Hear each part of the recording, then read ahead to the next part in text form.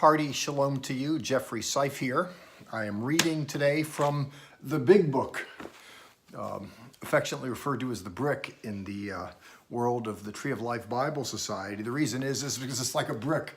It's that old coffee table family Bible. The reason why I'm reading from this one is my other one is packed.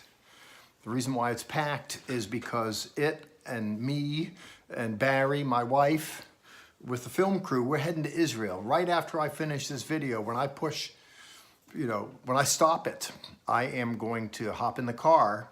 I'm heading out of Dodge to go to the land of Israel. I, like others involved in this project, are involved in various venues in the Messianic Jewish movement. I work in television, among other things, with a television concern called Zola Levitt Presents, and it's a long-standing program, 40 years and counting, on Christian television. That's a long time in a world where a lot of programs go 2 or 3 seasons and then the energy is spent, the bills don't get paid, and they call it a day. Well, 40 years and counting, supported by people like you who are interested in looking at the good news through the eyes of the Jews. Well, so much for that. I am interested in commending to you a story in Acts chapter 22, verses 23 through the end. Verse 30 is what I want to alight upon in this particular segment.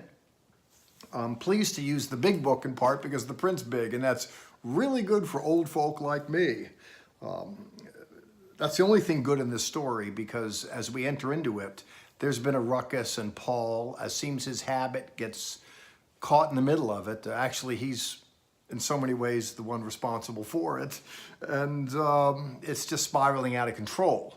The civil authorities get their handle on it and start to work on Paul to discover that he is a Roman citizen. He says as much and affirms it in this passage, and that sets in motion other sorts of due process that wouldn't otherwise be there.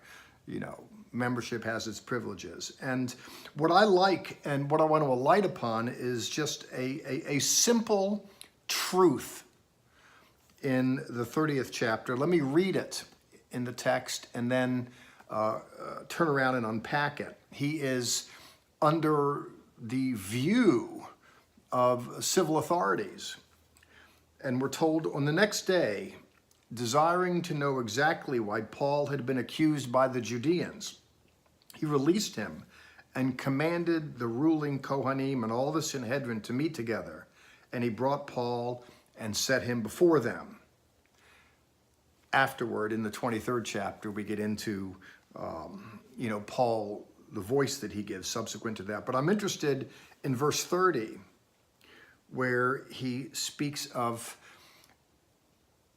someone's wanting to know exactly why Paul had been accused by the Judean leaders. And it's a simple point that I wanted to underscore. Not that I don't have time to develop more points, but it's just so profoundly important, not just from the text in the pages, but it's so important throughout the ages, and it trickles down right into the modern era. And that is to say, I am pleased when I hear of authorities that want to look deeply and judge fairly and to come to terms with the facts before they make a decision and affect other people by virtue of their so doing. I mention that because it is so common in modernity for people to make rush conclusions about people they really don't know, about circumstances that they don't really know the details to, but they just kind of jump. And I see this happening in the media, trial by media. I don't care whether you're for Trump or against Trump, but the trials of whether someone has done something right or wrong need to be tested in a court of law, a calmer atmosphere, where witnesses are examined, where there's a defense and there's a prosecution, where lawyers represent it, and there's some endeavor to sort out the facts. If you pivot then to a trial by jury, let's see how the evidence weighs on their mind when all has been heard. If it pivots to a judge to make the decision, absent a jury, well, let the judge decide on the basis of the facts as they're spelled out. I mention that because so many times that we jump because we have a high estimation of ourselves and we think we're a lot smarter than we really are. I don't know about you. I know about me. I think I'm a pretty sharp guy. Not the sharpest tool in the shed and not the dumbest. And I think I'm reasonably astute. And even with that, I find myself jumping into things, at least intellectually and emotionally, and kind of sorting it out and making decisions. But I really don't know. There's so much we really don't know. The case in point here, Paul has been jammed up by authorities that are emotional about an alleged violation that never really happened. It's just stirred up by innuendo. And the net result is the wheels of motion or the wheels of commotion are set in process. And here's Paul sitting underneath all that. I'm glad there's a clearer mind that wants to prevail here and endeavor to sort out the facts. It's not going to save Paul from his ultimate destiny. Truth be known, Paul is going to be carted off. He's going to languish in a jail, not because of this man's doing, but he's going to get jostled around a bit and eventually appeal to Rome to look to get redress for a grievance. He realizes he's not going to get a fair trial where he is, and he is a citizen, so he opts to exercise a prerogative. I can get to that with you later on. Here, just one point.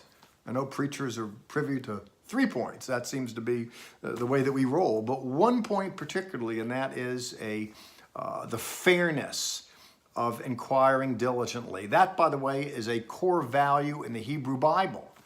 When we think of priests today, ministers today, ministers render opinions, but in Old Testament times, and even in the New Testament, leaders in synagogues render judgments, not just opinions. They had a kind of juridical authorization to impose fines and punishments. And there's an imperative in the Hebrew Bible that judges have to inquire diligently. That's what it means to be righteous. In fact, the word tzedakah, or tzaddik, a righteous person, is characterized by this penetration. You know, you can take an eagle flying high in the sky and it can look through the tall grass and find a gopher. It has extra pixels in the eye where it can look deeply.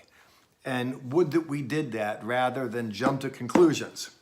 It's a simple point. In a second, I'm going to push the stop button and get on down the road. And blessings to you as you get down life's highway. And as you go, take this truth with you. It's modeled here by someone that's not a Jew, that's not a believer in Yeshua, but someone who is acting right. And this person wants to know exactly what's going on. And he wants to inquire diligently. May that not just be something that's true about him, but may it be true as well about me and you.